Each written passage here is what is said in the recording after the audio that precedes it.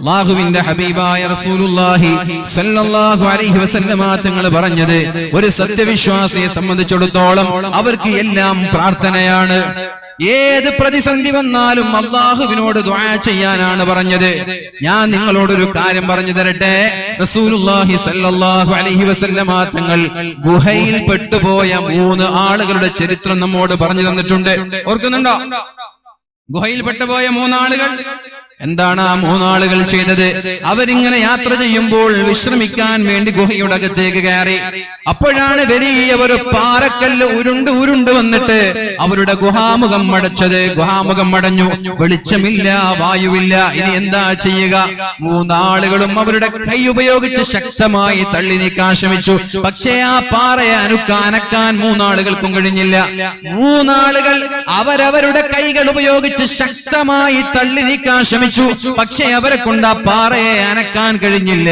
അങ്ങനെയാണ് 3 ആളുകൾ ചർച്ച ചെയ്യുന്നത്, ഇനി ഞങ്ങൾ എന്ത് ചെയ്യണം? അപ്പോഴാണ് അതിലൊരാൾ അഭിപ്രായം പറഞ്ഞത്, അല്ലാഹുവിനോട് ദുആ ചെയ്യാം. ആരോഗ്യം കൊണ്ട്, മസിൽ പവർ കൊണ്ടല്ലേ ഞങ്ങൾക്ക് അതിനെ അനക്കാൻ പറ്റാത്തത്. പക്ഷെ അല്ലാഹു തആല നമ്മൾക്ക് നാവ് തന്നിട്ടില്ലേ? ഈ നാവ് കൊണ്ട് നമ്മൾക്ക് അല്ലാഹുവിനോട് ദുആ ചെയ്യാം. ജീവിതത്തിൽ ചെയ്ത സ്വാലിഹായ ഒരു നന്മ മുന്നിൽ വെച്ചിട്ട് അല്ലാഹുവിനോട് ദുആ ചെയ്യാം. അല്ലാഹു പാറ നീക്കൂലേ? ഉദ്ഉനി അസ്തജിബ് ലക്കും, എന്നോട് ചോദിച്ചോളൂ, ഞാൻ നിങ്ങൾക്ക് ഉത്തരം തരാമെന്നല്ലേ അല്ലാഹു പറഞ്ഞത്. ഒന്നാമത്തെ ആള് ദുആ ചെയ്തു, അല്ലാഹുവേ, എന്റെ മാതാപിതാക്കളോട് എന്റെ ജീവിതത്തിൽ മരണം വരെ ഇന്ന് വരെ ഞാൻ മോശമായി പെരുമാറിയിട്ടില്ല.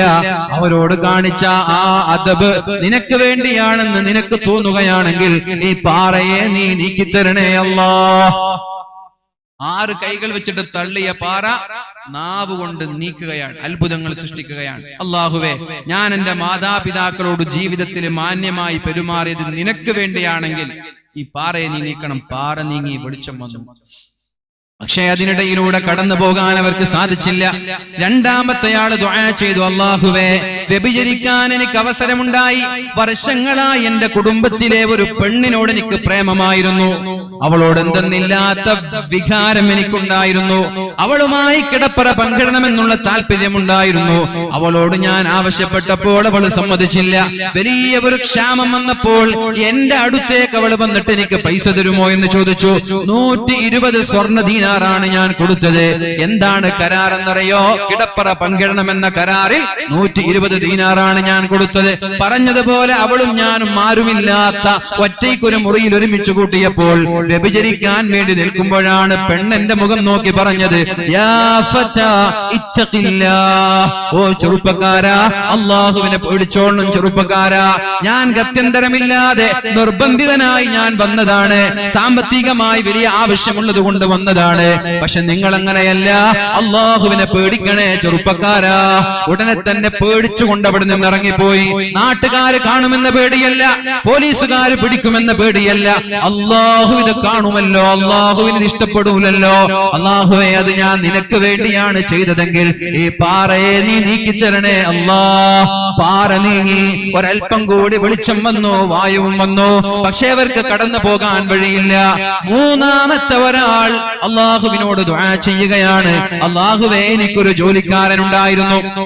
നോക്കണം, സമ്പത്തിലൊക്കെ എത്ര മാന്യത കാണിക്കണമെന്ന് ഈ സംഭവം പറഞ്ഞൊരു ഉസ്താദ്, നമ്മുടെ പള്ളിയിൽ ജോലി ചെയ്ത ഒരു ഉസ്താദ് ചൊടിച്ചിട്ട് പിണങ്ങിയിട്ട് പോവാൻ. ഇന്ന് ഡിസംബർ 13 ഇറങ്ങിയിട്ട് പോവാൻ. ശമ്പളം വാങ്ങില്ല. കമ്മിറ്റിക്കാരെന്ത് ചെയ്തു? അയാളുടെ ഒരു 10,000 രൂപ ശമ്പളം കഴിഞ്ഞ മാസത്തെ അടക്കം 25,000 രൂപ സാലറി ബാക്കി ഉണ്ടായിരുന്നു. അത് എവിടെ കൊണ്ട് ബിസിനസ്സിലിട്ടു. അയാള് പോയി. പിന്നെ അയാളെ കണ്ടതൊന്നുമില്ല. പിന്നെ അടുത്ത ഒരു 10-15 വർഷം കഴിഞ്ഞിട്ട് ഉറൂസ് ഇതേപോലെ വരുമ്പോ ആ മൊയിലാര് വന്നിട്ട്, അല്ലാജിക്ക, എന്റെ ഒരു ശമ്പളാണല്ലോ ഇവിടെ. നിങ്ങളുടെ ശമ്പളാണല്ലേ എന്ന് പറഞ്ഞിട്ട് 2-3 ലക്ഷത്തിന്റെ കെട്ടെടുത്തിട്ട് അയാൾ കൊടുത്തു. എന്തെന്നെ കളിയാക്കുക? ഞാൻ കളിയാക്കാണോ? തമാശാക്കാണോ? ഞാൻ ജോലി ചെയ്ത് ശമ്പളം ചോദിക്കാനാണ് ഞാൻ വന്നത്. അപ്പം കമ്മിറ്റി ഭാരവാഹി ലാജിക്ക പറഞ്ഞു, നിങ്ങൾ അന്ന് വെച്ചുപോ 25,000 രൂപ ഞാൻ ഇന്നായിരുന്നൊരു ജ്വല്ലറിയിൽ ഇട്ടിട്ട് അതിൽ നിന്ന് മാസാമാസം കിട്ടിയ സംഖ്യ 3 ലക്ഷം രൂപ ആയിട്ടുണ്ട്. അയാൾ അതും വാങ്ങിട്ട് ഒറ്റ പോക്ക്, ഒരു താങ്ക്സ് എങ്കിലും പറഞ്ഞില്ല, ഒരു നന്ദിയെങ്കിലും പറഞ്ഞില്ല കമ്മിറ്റിക്കാരോട്. എടുത്തിട്ടൊരു പോക്ക് പോയി. അതേപോലെയാണ് ഇയാൾ ചെയ്തത്. അള്ളാഹുവേ, എന്റെ ജോലിക്കാരൻ ശമ്പളം വാങ്ങാതെ പോയപ്പോ ഞാൻ അതുകൊണ്ട് ബിസിനസ് നടത്തി. എന്നിട്ട് അയാൾ വർഷങ്ങൾക്ക് ശേഷം എന്റെ പൈസ ചോദിച്ച് കടന്നു വന്നപ്പോ നീണ്ടു നിൽക്കുന്ന ആടിനെയും ഒട്ടകങ്ങളെയും പശുക്കളെയും ഞാൻ കാണിച്ചു കൊടുത്തു. അയാൾ ചോദിച്ചെന്നെ കളിയാക്കാണോ? അല്ലല്ലല്ല, ഇതൊക്കെ നിന്റേതാണ്, എല്ലാം എടുത്തുപോയി, ഒന്നുപോലും ബാക്കി വെച്ചില്ല. ഒരാടെങ്കിലും ഇത് നിങ്ങൾക്കായി എന്റെ വക ഇല്ല, നന്ദി പോലും പറയാതെ കൊണ്ടുപോയി. എന്നിട്ടോ അള്ളാഹുവിനോട് ദുആ ചെയ്യാണ്, അള്ളാഹുവേ, നിനക്ക് വേണ്ടിയാണ് ഞാനതെല്ലാം ചെയ്തതെങ്കിൽ ഈ പാറയെ നീ നീക്കിത്തരണേ അല്ലാ. അത്ഭുതകരമായി പാറ നീങ്ങി 3 ആളുകളും രക്ഷപ്പെട്ടു എന്ന് ജീവിതത്തിൽ ഒരു നുണ പോലും പറഞ്ഞിട്ടില്ലാത്ത ശഫീഉനാ റസൂലുള്ളാഹ്. എങ്ങനെ മാറ്റിയത്? നാവ് കൊണ്ടാ മാറ്റിയത്, കൈകൾ കൊണ്ടല്ല, നാവ് കൊണ്ടാ മാറ്റിയത്. ഇപ്പൊ ഞാൻ പറയാറുണ്ട്, പലപ്പോഴും അധികാരം നഷ്ടപ്പെടാനോ ഭരണാധികാരികൾ നശിക്കാനോ നമ്മൾ ദുആ ചെയ്യാൻ പാടില്ല. അവർക്ക് നല്ല രീതിയിൽ ഭരിക്കാൻ വേണ്ടി അള്ളാഹുവിനോട് ദുആ ചെയ്യാം. നമ്മുടെ പ്രയാസങ്ങളൊക്കെ തീർത്തു തരാൻ വേണ്ടി അള്ളാഹുവിനോട് ദുആ ചെയ്യാം. ആര് ഭരിച്ചാലും നമ്മൾക്ക് കണക്ക് തന്നെയാണ്. പക്ഷേ ഭരിക്കുന്നവർ മാന്യന്മാരാവണം. ഭരണഘടനയെ വെല്ലുവിളിക്കുന്നവരാവരുത്, രാജ്യത്തിലെ പൗരന്മാരെ വെല്ലുവിളിക്കുന്നവരാവരുത്. ആ ഭരിക്കുന്ന ആളുകൾക്ക് അത്ഭുതമുണ്ടാവാൻ അള്ളാഹുവിനോട് നമ്മൾക്ക് ദുആ ചെയ്യാം. ദുആ ആണ്, പ്രാർത്ഥനയാണ് നമ്മുടെ ആയുധം. പ്രാർത്ഥന കൊണ്ട് ഏത് അത്ഭുതങ്ങൾ സൃഷ്ടിക്കാനും നമ്മൾക്ക് കഴിയും. മറന്നു പോകരുത്, പ്രാർത്ഥനകൾ കൊണ്ട് അത്ഭുതങ്ങൾ സൃഷ്ടിക്കാൻ നമ്മൾക്ക് കഴിയും. പക്ഷേ ആ പ്രാർത്ഥന സ്വീകരിക്കണമെങ്കിൽ ഒരു മാനദണ്ഡമുണ്ട്. എന്താണ് ആ മാനദണ്ഡം എന്നറിയോ? നമ്മുടെ സമ്പാദ്യം ഹലാലാവണം, നമ്മുടെ വസ്ത്രം ഹലാലാവണം, നമ്മുടെ വീട് ഹലാലാവണം, തിന്നുന്നത് കുടിക്കുന്നത് ഹലാലാവണം, നമ്മുടെ വാഹനം ഹലാലാവണം. അല്ലാഹുവിന്റെ ഹബീബായ റസൂലുള്ളാഹി സല്ലല്ലാഹു അലൈഹി വസല്ലമ തങ്ങൾ പറയുകയാണ്, മുടി ജട കുത്തിയ ഒരാൾ, യാത്രക്കാരനായ ഒരാൾ അള്ളാഹുവിനോട് ദുആ ചെയ്യുന്നുണ്ട്. യാ റബ്ബി യാ റബ്ബ്, അല്ലാഹുവേ അല്ലാഹുവേ എന്ന് പറഞ്ഞ് മുടിയെല്ലാം ജട കുത്തിയ യാത്രക്കാരനായ ഒരാൾ അള്ളാഹുവിനോട് ദുആ ചെയ്യുന്നുണ്ട്. പക്ഷേ അന്നാ യുസ്തജാബു ലഹു, എങ്ങനെയാണ് അള്ളാഹു അയാൾക്ക് ഉത്തരം നൽകുന്നത്? ജട കുത്തിയാൾക്ക് എന്താ പ്രത്യേകത? യാത്രക്കാരൻ എന്താ പ്രത്യേകത? എന്തുകൊണ്ടാ യാത്രക്കാരനും മുടി ജട കുത്തിയവനെന്ന് പറയാൻ കാരണം എന്താ? കാരണം യാത്രക്കാരന്റെ ദുആഇന് ഉത്തരവുണ്ട്. മനസ്സിലായോ? യാത്രക്കാരൻ എന്ത് പ്രാർത്ഥിച്ചാലും അള്ളാഹു ഉത്തരം നൽകുമെന്നാണ്. പിന്നെ ഈ മുടിജട കുത്തിയവൻ എന്ന് പറയാൻ കാരണം അവർക്ക് ദുനിയാവിന്റെ ബോധമൊന്നുമില്ല, എല്ലാ ആഖിറത്തെ കുറിച്ച് ചിന്തിക്കുന്നവരാണ്. ദുനിയാവിന്റെ ബോധമുള്ളവരെ മുടിയൊക്കെ മിനിക്കുന്നല്ല മുഞ്ചില് നടക്കുക. ഇവർക്ക് എന്ത് ദുനിയാവ്? അങ്ങനെ ദുനിയാവിന്റെ ബോധമൊന്നുമില്ലാതെ സാഹിദാണ്, യാത്രക്കാരനാണ്. അത് ഉത്തരം കിട്ടാൻ സാധ്യതയുള്ളവരാണ്. യാത്രക്കാരൻ ഉത്തരം കിട്ടണം, സാഹിദിനും ഉത്തരം കിട്ടണം. പക്ഷേ എങ്ങനെയാണ് അയാൾക്ക് അല്ലാഹു ഉത്തരം നൽകുന്നത്? കാരണം അയാൾ തിന്നുന്നത് ഹറാമാണ്. ഹറാമ് തിന്നിട്ട് അള്ളാഹുവിനോട് ദുആ ചെയ്താൽ അള്ളാഹു ഉത്തരം നൽകൂല എന്ന് പരിശുദ്ധ റസൂലുള്ളാഹ്. ഹറാമായ വീട്ടിൽ വെച്ച് ദുആ ചെയ്താൽ അള്ളാഹു ഉത്തരം നൽകൂല. നമ്മുടെ വസ്ത്രം ഹറാമാണ്. മറ്റുള്ളവരുടെ സമ്പാദ്യം അടിച്ചു മാറ്റി തിന്നിട്ട്, മറ്റുള്ളവരുടെ സമ്പാദ്യം അടിച്ചു മാറ്റി വസ്ത്രം വാങ്ങിയിട്ട്, വീടുണ്ടാക്കിയിട്ട്, വണ്ടി വാങ്ങിച്ചിട്ട് എത്ര ദുആ ചെയ്താലും അള്ളാഹു ഉത്തരം നൽകൂല എന്ന് മാത്രമല്ല, റസൂലുള്ളാഹി സ്വല്ലല്ലാഹു അലൈഹി വസല്ലമ തങ്ങൾ പറഞ്ഞത്, ആരെങ്കിലും ഒരാൾ മറ്റൊരാളുടെ സമ്പാദ്യത്തിൽ നിന്ന് ഒരു ഉരുളയെങ്കിലും, ഒരു രൂപയെങ്കിലും, ഒരു നയാ പൈസയെങ്കിലും എന്റേതല്ലാത്തത് എനിക്ക് അവകാശപ്പെടാത്തത് ഞാൻ അപഹരിച്ചെടുത്താൽ ഇല്ലാ ഔജബല്ലാഹു ലഹുന്നാർ, അല്ലാഹു അയാൾക്ക് നരകം നിർബന്ധമാക്കുമെന്നും വഹറമ അലൈഹിൽ ജന്ന, അവർക്ക് അല്ലാഹു സ്വർഗ്ഗം ഹറാമാക്കുമെന്നും പരിശുദ്ധ റസൂലുള്ളാഹ്. എന്താ പറഞ്ഞത്? മറ്റുള്ളവന്റേത് ആരെങ്കിലും അപഹരിച്ചാൽ സ്വർഗം ഹറാമാണ്, നരകം നിർബന്ധമാണ്. അപ്പോഴാണ് ഒരാൾ ചോദിച്ചത്, നബിയേ, ഒരു രൂപയാണെങ്കിലോ അതൊക്കെ ചെറുതല്ലേ? അല്ലാഹുവിന്റെ ഹബീബ് പറഞ്ഞത്, അത് നിങ്ങളുടെ അറാക്കിന്റെ ഒരു കഷ്ണമാണെങ്കിലും ശരി. പള്ളിയിൽ ഹൗലിന്റെ ഭാഗത്ത് ഒരു അറാക്ക് കണ്ടു. അറാക്കാണെങ്കിൽ തേച്ച ഭാഗം ഏതാണെന്ന് നമ്മൾക്കറിയാം. അത് നമ്മുടെ സുഹൃത്തിൻ്റെതാണെന്ന് തന്നെ നിങ്ങൾ വിശ്വസിച്ചോളൂ. പക്ഷേ നിങ്ങൾക്ക് പല്ല് തേക്കാൻ വേണ്ടി ആ അറാക്കിനെ നിങ്ങൾ 2 കഷ്ണമാക്കി, ബാക്കിയുള്ള കഷ്ണം ഇയാൾക്ക് പല്ല് തേക്കാം. എന്നാൽ മറ്റേ കഷ്ണം എടുത്തിട്ട് നമ്മൾ പല്ല് തേച്ചാൽ അത് മതി. നാളെ അല്ലാഹു തആല നരകം നിഷിദ്ധമാക്കിയിട്ട് അല്ലാഹു തആല സ്വർഗം നിഷിദ്ധമാക്കി നരകത്തിന്റെ അഹലുകാരിൽ നമ്മളെ ഉൾപ്പെടുത്താൻ അള്ളാഹു നമ്മെ സലാമത്താക്കട്ടെ. ഇത് ഞാൻ പറഞ്ഞപ്പോ ഒരു ദിവസം വാൽ പറഞ്ഞപ്പോ എന്നോട് ഒരാൾ ചോദിച്ചു, ഉസ്താദെ, ഞാൻ പണ്ട് ഗൾഫിലുണ്ടാകുമ്പോ ഒരാളുടെ ശമ്പളം കൊടുക്കാൻ ബാക്കിയത് എന്തോ ഒന്ന് എന്റെ കയ്യിലുണ്ട്, അത് ഞാൻ കൊടുക്കാൻ വേണ്ടി വേറെ മാറ്റി വെച്ചിട്ടുണ്ട്, അയാൾ എനിക്ക് ഇന്നേ വരെ കണ്ടിട്ടില്ല, ഞാൻ എന്താ ചെയ്യേണ്ടത്? തേടിപ്പിടിക്കണം. കാണുന്നത് വരെ തേടിപ്പിടിക്കണം. ഇനി കണ്ടില്ലെങ്കിൽ മരിക്കുന്നത് വരെ അയാളുടെ സമ്പാദ്യം നമ്മൾ മാറ്റിവെക്കണം. അയാൾക്ക് കൊടുക്കാൻ വേണ്ടി എത്രയാണോ കൊടുക്കാനുള്ളത് അതെല്ലാം അയാൾക്ക് എങ്ങനെയെങ്കിലും എത്തിക്കാനുള്ള സംവിധാനം ഉണ്ടാക്കണം. ഇനി അയാളെ മരിച്ചു, ഇനി അയാളെ കിട്ടൂല എന്ന് ഉറപ്പായി അയാളുടെ പേര് ഏതെങ്കിലും പള്ളിക്ക് സ്വതക്ക ചെയ്യാം. അയാളുടെ പേര്, പഠിച്ചോനെ ഇന്നാലെന്ന ഒരാൾക്ക് കൊടുക്കാനുള്ള പൈസയാണ്, അയാളെ കുറിച്ചൊരു വിവരമില്ല, ഇനി അയാൾ എപ്പോ വന്നാലും ഞാൻ കൊടുക്കാൻ തയ്യാറാണ്, പക്ഷെ ഈ സ്വതക്ക അയാൾ മരിച്ചിട്ടുണ്ടെങ്കിൽ അയാളുടെ കബറിലേക്ക് എത്തിച്ച് അല്ലാഹുവിനോട് ദുആ ചെയ്യാം. അതല്ലാതെ ഒരു നയാ പൈസ പോലും എടുക്കാൻ നമ്മൾക്ക് അവകാശമില്ല. ഓർക്കുന്നുണ്ടോ നിങ്ങൾ? അല്ലാഹുവിന്റെ ഹബീബായ റസൂലുള്ളാഹി സല്ലല്ലാഹു അലൈഹി വസല്ലമ തങ്ങൾക്ക് ഖിദ്മത്ത് ചെയ്യുകയാണ് ഒരു സ്വഹാബി. നബി തങ്ങളുടെ ഒട്ടകത്തിൽ നിന്ന് ചരക്കിങ്ങനെ മാറ്റി വെക്കുമ്പോഴാണ് ശത്രുവിന്റെ ഒരു അമ്പ് ശരീരത്തിലേക്ക് ഏറ്റു, വീണു, രക്തം വാർന്നു, മരിച്ചു. സഹാബാക്കൾക്കൊക്കെ വലിയ സന്തോഷമായി. എന്തേ? ഹനീഅൻ ലഹുൽ ജന്ന, അയാൾ സ്വർഗ്ഗക്കാരനാണ്. കാരണം യുദ്ധം കഴിഞ്ഞ് തിരിച്ചു വരികയാണ്. അല്ലാഹുവിന്റെ ഹബീബിന് ഖിദ്മത്ത് എടുക്കുമ്പോഴാണ് ശത്രുവിന്റെ അമ്പേറ്റ് പിടഞ്ഞു മരിച്ചത്. ഹനീഅൻ ലഹുൽ ജന്ന, അയാൾക്ക് സ്വർഗ്ഗം ഉറപ്പാണെന്ന് മഹാന്മാരായ സ്വഹാബാക്കൾ പറഞ്ഞു. ഉടനെ തന്നെ നബി തങ്ങൾ തിരുത്തുകയുണ്ടായി. എന്താണ് നബി തങ്ങൾ പറഞ്ഞതെന്നറിയോ മുഅ്മിനീങ്ങളെ? അന്നാ, എങ്ങനെയാണ് അയാൾക്ക് അല്ലാഹു സ്വർഗ്ഗം നൽകുന്നത്? നിങ്ങളോട് ആരാ പറഞ്ഞത്? ഇന്ന ശംലതല്ലതി അഖദത് മിൻ ഖൈബർ ലതസ്തഇലു അലൈഹി നാറാ. ഖൈബർ യുദ്ധം നടക്കുമ്പോൾ പൊതുജനങ്ങൾക്ക് ഉപകരിക്കേണ്ട, പൊതുജനങ്ങളുടെ മുതലായ ഒരു തട്ടം അയാൾ എടുത്തിട്ടുണ്ട്. ആ തട്ടം ബൈത്തുൽ മാലിലേക്ക് കൊടുക്കേണ്ട തട്ടമാണ്, പൊതുജനങ്ങളുടെ തട്ടമാണ്. അത് സ്വന്തമായി ഉപയോഗിച്ചത് കാരണത്താൽ ഈ ഒരു തട്ടത്തിന്റെ പേരിൽ നാളെ കത്തിജ്വലിക്കുന്ന തീജ്വാലങ്ങളിൽ അയാൾ നരകിക്കുമെന്ന് ശഫീഉനാ റസൂലുള്ളാഹ്. ആരാ? നബി തങ്ങൾക്ക് ഖിദ്മത്ത് ചെയ്ത ആളാണ്. ലതസ്തഇലു അലൈഹി നാറാ, തീജ്വാലകളായി ഈ തട്ടം അയാളുടെ കഴുത്തിലുണ്ടാകുമെന്ന് ശഫീഉനാ റസൂലുള്ളാഹ്. തട്ടെന്നൊക്കെ പറഞ്ഞ ആർക്കും വേണ്ടാതെ വീണ് കിടക്കുന്ന തട്ടായിരിക്കും, ആർക്കും വേണ്ടാതെ അശ്രദ്ധമായി എടുത്ത തട്ടായിരിക്കും. അപ്പോഴാണ് ഒരു സ്വഹാബി ചോദിച്ചത്, നബിയെ, ഞാൻ യുദ്ധത്തിന്റെ സമയത്ത് എന്റെ ചെരുപ്പിന്റെ വാറ് പൊട്ടിയപ്പോൾ അവിടെ ആർക്കും വേണ്ടാത്ത ഒരു ചെരുപ്പ്, ആരും ഉപയോഗിക്കാത്ത കളഞ്ഞു കിട്ടിയ ഒരു ചെരുപ്പിൽ നിന്ന് വാറെടുത്തിട്ട് എന്റെ ചെരുപ്പിലേക്ക് ഞാൻ വെച്ചിട്ടുണ്ട് നബിയെ, അത് ഹറാമാകുമോ നബിയെ? അപ്പോഴാണ് നബി തങ്ങൾ പറഞ്ഞത്, ശിറാകുൻ ഔ ശിറാകാനി മിനന്നാർ, അതും നരകത്തിലാണ്. മറ്റുള്ളവന്റെ സമ്മതമില്ലാതെ ചെരുപ്പിന്റെ വാറെടുത്ത് ഉപയോഗിച്ചാലും അത് നാളെ നിന്റെ ഷോൾഡറിൽ കത്തിജ്വലിക്കുന്ന തീജ്വാലയായി മാറുമെന്ന് ശഫീഉനാ റസൂലുള്ളാഹ്. ഹറാം വളരെ സൂക്ഷിക്കണം. ഹറാം സൂക്ഷിക്കാതെ ദുആഇന് ഉത്തരം കിട്ടൂല.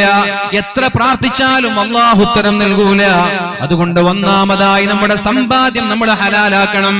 ഹറാമായ സമ്പാദ്യങ്ങൾ ഒരു നയാ പൈസ പോലും നമ്മുടെ വരുമാനത്തിൽ ഉണ്ടാവാൻ പാടില്ല, നമ്മുടെ മക്കൾക്ക് കൊടുക്കാൻ പാടില്ല.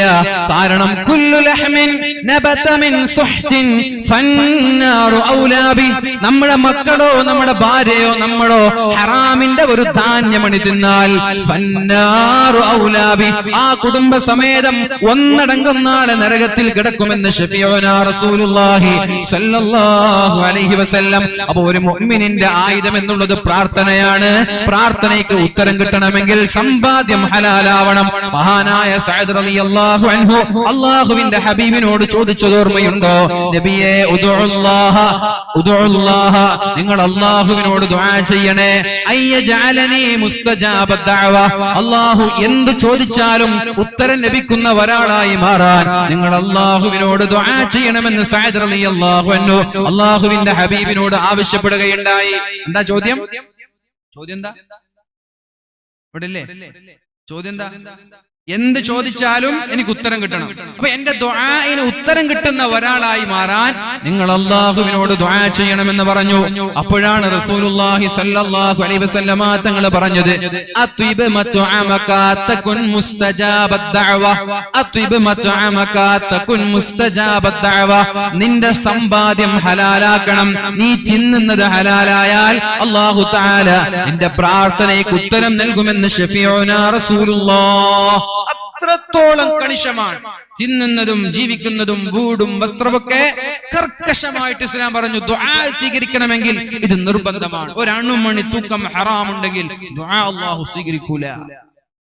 ഏതായാലും ഈ വിഷയങ്ങളിലെല്ലാം സൂക്ഷ്മതയോടെ അള്ളാഹുവിനോട് നമ്മൾ ദുആ ചെയ്താൽ എല്ലാ പ്രശ്നത്തിനും അള്ളാഹു പരിഹാരം തരും. 5 കാര്യങ്ങൾ പറഞ്ഞ് ഞാൻ എന്റെ വാക്കുകൾ ഉപസംഹരിക്കുകയാണ്. ഒന്നാമത്തേത്, പരസ്യമായി ആളുകൾ തെറ്റു ചെയ്യാൻ തുടങ്ങിയാൽ തിന്മകളോട് ലാഘവത്തോടെ നിസ്സാരമായി കണ്ട് തിന്മകൾ എന്താ കുഴപ്പം, അതെന്താ കുഴപ്പം അങ്ങനെ ചോദിക്കുക. ഒരു മടിയില്ല. ടീച്ചേഴ്സ് കണ്ടാ കുഴപ്പമില്ല, പോലീസുകാർ കണ്ടാ കുഴപ്പമില്ല, ഉസ്താദുമാര് കണ്ടാ കുഴപ്പമില്ല, നാട്ടുകാര് കണ്ടാ കുഴപ്പമില്ല. ചെയ്യുന്നതിനെയൊക്കെ ഒരു മടിയില്ലാതെ ഉളുപ്പില്ലാതെ ന്യായീകരിച്ച് നടക്കുക. തെറ്റ് ചെയ്യുമ്പോ അറ്റ്ലീസ്റ്റ് മിനിമം ഒരു ഉളുപ്പ് വേണ്ട. ഇത് തെറ്റാണ്, അതിനെ പോലും ന്യായീകരിച്ച് പരസ്യമായി തെറ്റ് ചെയ്യുന്ന ആളുകൾ, അല്ലെങ്കിൽ ചെയ്ത തെറ്റുകൾ പരസ്യമാക്കുന്നവരുണ്ടായാൽ പേര് പോലും അറിയാത്ത, മരുന്നുകൾ പോലും ലഭിക്കാത്ത രോഗങ്ങൾ നൽകി അള്ളാഹു പരീക്ഷിക്കും. അതേപോലെ സാമ്പത്തികമായി ഇടപാടുകളിൽ സൂക്ഷ്മതയില്ല, ഹലാലും ഹറാമുമില്ലാതെ ഹക്കിടപാടിൽ സൂക്ഷ്മതയില്ലാതെ ഇങ്ങനെ ജീവിക്കാൻ തുടങ്ങിയാൽ അധികാരികൾ നിങ്ങൾ ആക്രമിക്കുമെന്നാ പറഞ്ഞു. അധികാരികൾ നിങ്ങളെ ആക്രമിക്കും. അതാണ് ഇന്ന് കണ്ടുകൊണ്ടിരിക്കുന്നത്. അധികാരികൾ നിങ്ങൾ ആക്രമിക്കും. എന്ത് തെറ്റ് ചെയ്തിട്ട് ആരെവിടെ കുഴപ്പമുണ്ടാക്കി, എവിടെയെങ്കിലും പ്രശ്നം ഉണ്ടാക്കിയിട്ടുണ്ടോ? നിഷ്പക്ഷമായി പരിശുദ്ധ ഇസ്ലാമിനെ കുറിച്ച് മനസ്സിലാക്കിയ സർവ്വ ആളുകൾക്കറിയാം ഇസ്ലാമും മുസ്ലിമീങ്ങളും ഇവിടെ ഒരു പ്രശ്നത്തിൽ നിന്നിട്ടില്ല എന്നുള്ളത്. എല്ലാവർക്കും അറിയാം അല്ലെ? നിഷ്പക്ഷമായി ഇസ്ലാമിനെ മനസ്സിലാക്കുന്ന എല്ലാ ആളുകൾക്കറിയാം. പക്ഷെ അധികാരത്തിന് വേണ്ടിയിട്ട് എങ്ങനെങ്കിലും അധികാരത്തിൽ അള്ളിപ്പിടിച്ചു നിൽക്കണമെന്നുള്ള ആഗ്രഹത്തോടെ ജീവിക്കുന്നവരിൽ ബഹുഭൂരിഭാഗം ആളുകളും എന്തെങ്കിലും വിഷയങ്ങളുമായി ഇങ്ങനെ പ്രശ്നങ്ങൾ ഉണ്ടാക്കിക്കൊണ്ടേയിരിക്കും. അപ്പൊ ഞാൻ പറഞ്ഞു വരുന്നത്, നമ്മുടെ ഭരണാധികാരികൾ നമ്മെ ആക്രമിക്കും എന്ന് തന്നെയാണ് റസൂലുള്ളാഹി സ്വല്ലല്ലാഹു അലൈഹി വസല്ലമ തങ്ങൾ പറഞ്ഞത്. അതുകൊണ്ട് നമ്മൾ എന്ത് ചെയ്യണം? നമ്മുടെ സമ്പാദ്യവും ഇടപാടും ഹലാലാക്കണം. മൂന്നാമതായി പറഞ്ഞത്, വലം യംനഉ സകാത അംവാലിഹിം, സകാത്ത് കൊടുത്തില്ല പാവങ്ങളായ ആളുകൾക്ക്. നമ്മുടെ സമ്പാദ്യം കണക്കെടുപ്പ് നടത്തി അതിന്റെ ഓരോഹരി പാവപ്പെട്ട ആളുകൾക്ക് കൊടുത്തില്ലെങ്കിൽ അള്ളാഹു മഴയെ തരൂല. മഴ കിട്ടാത്തത് മരം വെട്ടിയിട്ടാണ് എന്നാ ശാസ്ത്രം പറയാ, അങ്ങനെ പറയാ. ഞാൻ കേരളത്തിലുള്ള മംഗലാപുരം മുതൽ തിരുവനന്തപുരം വരെയുള്ള 5 എയർപോർട്ടിലും കയറിയിട്ടുണ്ട്, ഫ്ലൈറ്റ് കയറിയിട്ടുണ്ട്. ഫ്ലൈറ്റ് കയറുമ്പോ ആകെ താഴെ കാണുന്നത് പച്ചപ്പാണ്. മനസ്സിലായോ? നിങ്ങൾ കണ്ണൂരിൽ നിന്ന് ഫ്ലൈറ്റ് കയറി താഴോട്ട് നോക്കിയാൽ ആകെ കാണാൻ പച്ചപ്പാണ്. ഇനിയിപ്പോ എന്തിന് കോഴിക്കോട് ടൗണിൽ ഒരു 10-12 നിലയുള്ള ഒരു ബിൽഡിങ്ങിന്റെ മുകളിൽ കയറി താഴെ നോക്കിയാലും കാണാൻ പച്ചപ്പാണ്. അപ്പൊ ശാസ്ത്രം അങ്ങനെ പറഞ്ഞാൽ തള്ളിക്കളയൊന്നുമില്ല. പക്ഷെ നമ്മൾക്ക് റസൂലുള്ളാഹി സ്വല്ലല്ലാഹു അലൈഹി വസല്ലം തങ്ങൾ പറഞ്ഞൊരു കാരണമുണ്ട്. വലം യംനഉ സകാത അംവാലിഹിം, പാവങ്ങളായ ആളുകളുടെ വിഹിതം ഓഹരി വെച്ച് കൊടുക്കാതെ നമ്മൾ തന്നെ തിന്നാൽ പൈസ നമ്മുടേതാണ്. പക്ഷേ അതിന്റെ 2.5% അതിന്റെ ഓഹരി പാവപ്പെട്ടവർക്ക് കൊടുക്കണം. അത് കൊടുക്കാതിരുന്നാൽ അള്ളാഹു മഴയെ തരൂല, മഴയെ അള്ളാഹു തടഞ്ഞു വെക്കുന്ന പറഞ്ഞു. പിന്നെ നാലാമതായി റസൂലുള്ളാഹി സ്വല്ലല്ലാഹു അലൈഹി വസല്ലമ തങ്ങൾ പറഞ്ഞത്, അല്ലാഹു പറഞ്ഞതുപോലെ റസൂലുള്ളാഹി സ്വല്ലല്ലാഹു അലൈഹി വസല്ലമ തങ്ങൾ പറഞ്ഞതുപോലെ ജീവിച്ചില്ലെങ്കിൽ ശത്രുക്കൾക്ക് നിങ്ങളുടെ പേരിൽ ആധിപത്യമുണ്ടാവും. നിങ്ങളെ ശത്രുക്കൾ ഭരിക്കാൻ തുടങ്ങും. ശത്രുക്കൾ നിങ്ങളുടെ പേരിൽ ആധിപത്യം ചെലുത്തും. എപ്പോ? നിങ്ങൾ അള്ളാഹു പറഞ്ഞതുപോലെ നടന്നില്ലെങ്കിൽ, റസൂലുള്ളാഹി സ്വല്ലല്ലാഹു അലൈഹി വസല്ലമ തങ്ങൾ പറഞ്ഞതുപോലെ ജീവിച്ചില്ലെങ്കിൽ. എന്നിട്ട് അവസാനമായി 5ാമത് പറഞ്ഞത്, അള്ളാഹുവിന്റെ ഹബീബ് പറയാണ്, മാലം തഹ്കും അഇമ്മതുഹും ബികിതാബില്ലാഹ്, പരിശുദ്ധമായ ഖുർആൻ അനുസരിച്ച് വിധിക്കുന്നതിന് പകരം ഓരോ ആളുകൾക്ക് ഓരോ വിധി. അല്ലേ? മുതലാളിമാർക്കൊരു വിധി, അധികാരികൾക്കൊരു വിധി, പാവപ്പെട്ടവർക്കൊരു വിധി, ഫഖീറായ ആളുകൾക്കൊരു വിധി, സമ്പത്ത് കണ്ട് ആളുകൾക്കനുസരിച്ച് മസ്അല പറയാ, മുതലാളിമാർക്കനുസരിച്ച് ഫത്വ കൊടുക്കുക. മുതലാളിമാരുടെ കല്യാണത്തിൽ പാട്ടുണ്ടായ പ്രശ്നാണ് അല്ല, എന്ന പാവപ്പെട്ടവന്റെ കല്യാണത്തിൽ പാട്ട് വെച്ച പ്രശ്നമാണ്. നല്ലൊരു കോടീശ്വരൻ, അവന്റെ വീട് അവന്റെ കല്യാണത്തിന് വീഡിയോ ഷൂട്ട് ചെയ്താൽ അത് ഹലാലും, പാവപ്പെട്ടവൻ ചെയ്താൽ അത് ഹറാമും. നിങ്ങൾ കണ്ടിട്ടില്ലെങ്കിൽ ഞാൻ കണ്ടിട്ടുണ്ട്. ആര്? വലിയ വലിയ ആളുകൾ തന്നെ, വലിയ വലിയ ആളുകൾ. ഇതിലെല്ലാരും ഉണ്ട്, എല്ലാ നേതാക്കന്മാരുണ്ട്. മുതലാളിമാരുടെ കല്യാണത്തിന് പോയിട്ട് വീഡിയോ ഷൂട്ട് ചെയ്യുമ്പോ അവരൊന്നും മിണ്ടൂല. എന്നാ പാവപ്പെട്ട മാറ്റുന്ന ഇതൊക്കെയാണ് തോന്നിയതുപോലെ ആളുകൾക്കനുസരിച്ച് മസ്അല പറയാനും ഫത്വ പറയാനും.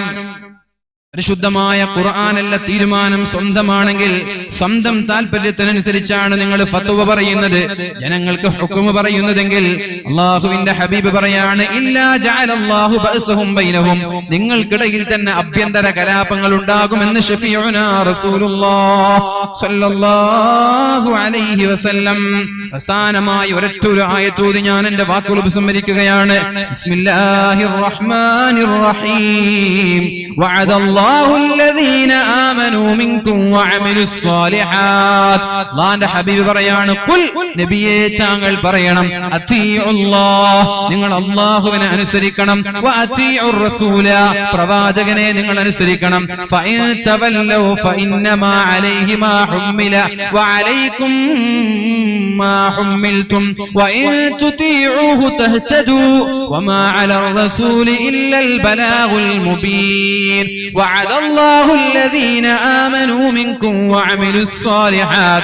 നിങ്ങളിലെ അല്ലാഹുവിനെ കൊണ്ട് വിശ്വസിക്കുന്ന സ്വാലിഹായ സൽപ്രവർത്തനങ്ങൾ ജീവിക്കുന്ന ആളുകൾക്ക് അല്ലാഹു വാക്ക് നൽകിയിട്ടുണ്ട്. എന്താണ് വാക്കെന്നറിയോ?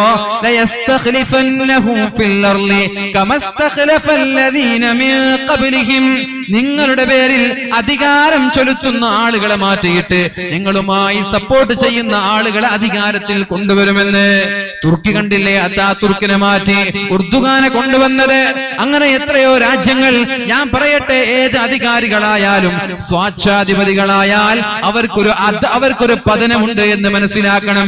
ലിബിയയായാലും യമനായാലും ഈജിപ്തായാലും ഏത് രാജ്യങ്ങളായാലും ഏകാധിപതികളായി സ്വാച്ഛാധിപതികളായി പൗരന്മാരുടെ സ്വാതന്ത്ര്യത്തിന് തീരെ പരിഗണന നൽകാതെ പുല്ലുവില നൽകിയിട്ട് തോന്നിയതുപോലെ ഭരിക്കുകയാണെങ്കിൽ ഒരു ഉയർച്ചയുണ്ട്.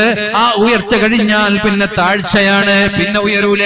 ഒരു വളർച്ചയുണ്ട്, ആ വളർച്ച കഴിഞ്ഞാൽ പിന്നെ വളർച്ചയില്ല, താഴോട്ടാണ്. അതിന്റെ ഉത്തുംകുതയിലെത്തിയാൽ പിന്നെ അധപതനമാണ്, പിന്നെ കൂപ്പുകുത്തേണ്ടി വരും ഏറ്റവും താഴെയുള്ള അഗാധമായ ഗർത്തങ്ങളിൽ. അതുകൊണ്ട് അഹങ്കാരവും ധിക്കാരവും എല്ലാം മാറ്റിവെച്ച് രാജ്യത്തിന് നന്മ ചെയ്യേണ്ടവരാണ്, സമുദായത്തിന് നന്മ ചെയ്യേണ്ടവരാണ്, നാട്ടിന് നന്മ ചെയ്യേണ്ടവരാണ് എല്ലാ അധികാരികളും. അത് രാഷ്ട്രീയമായി, പാർട്ടി, സംഘടന, പള്ളി, ജമാഅത്ത് എല്ലാം അങ്ങനെ തന്നെ. അതൊരു ഇന്ത്യ രാജ്യത്തിന്റെ നേതാക്കന്മാരെ, മന്ത്രിമാരെ മാത്രമല്ല, എല്ലാം ഏത് മേഖലയിൽ നിൽക്കുകയാണെങ്കിലും നമ്മൾ നീതിയോടുകൂടി പ്രവർത്തിക്കുക. അല്ലെങ്കിൽ ഒരു പുലി അല്ലാഹു പിന്നെ കയറാൻ കഴിയില്ല, പിന്നെ അധപതനമാണ്. അതുകൊണ്ട് നിങ്ങൾ അല്ലാഹുവിൽ വിശ്വസിച്ച് സൽപ്രവർത്തനങ്ങൾ ചെയ്ത് ജീവിച്ചാൽ അല്ലാഹു പറയുന്നു, നിങ്ങളുടെ ദീൻ നിങ്ങൾ ഇഷ്ടമുള്ളതുപോലെ ദീനനുസരിച്ച് ജീവിക്കാൻ നിങ്ങൾക്ക് ഞാൻ സൗകര്യം തരാം. വലയുമക്കിനന്ന ലഹും ദീനഹും അല്ലദി ഇർതദാ ലഹും. ബീഫ് കഴിച്ചാൽ ഇവിടെ പ്രശ്നം ഉണ്ടാക്കൂല, പർദ്ദ ധരിച്ചാൽ ഇവിടെ പ്രശ്നം ഉണ്ടാക്കൂല, താടി വെച്ചാൽ പ്രശ്നം ഉണ്ടാക്കൂല. ഇവിടെ ഒരു കുഴപ്പവുമില്ലാതെ ബാങ്ക് കൊടുത്താൽ ഇവിടെ പ്രശ്നം ഉണ്ടാക്കൂല. എന്താ ചെയ്യേണ്ടത്? നിങ്ങളൊരു സ്വാലിഹായ നല്ലൊരു മുസ്ലിമായി മാറിയാൽ മതി. വലയുമക്കിനന്ന ലഹും ദീനഹും അല്ലദി ഇർതദാ ലഹും. നിങ്ങൾക്ക് ഇഷ്ടപ്പെട്ട നിങ്ങളുടെ മതം നിങ്ങൾ ആഗ്രഹിക്കുന്നത് പോലെ പെർഫോം ചെയ്യാൻ ഞാൻ നിങ്ങൾക്ക് അവസരം തരാം. അതുമാത്രമല്ല, വലയുബദ്ദിലന്നഹും മിൻ ബഅദി ഖൗഫിഹിം അംനാ. നിങ്ങളെ എല്ലാ പേടിയും മാറ്റി നിർഭയത്വം തരാം, പിന്നെ പേടി ഉണ്ടാവൂല.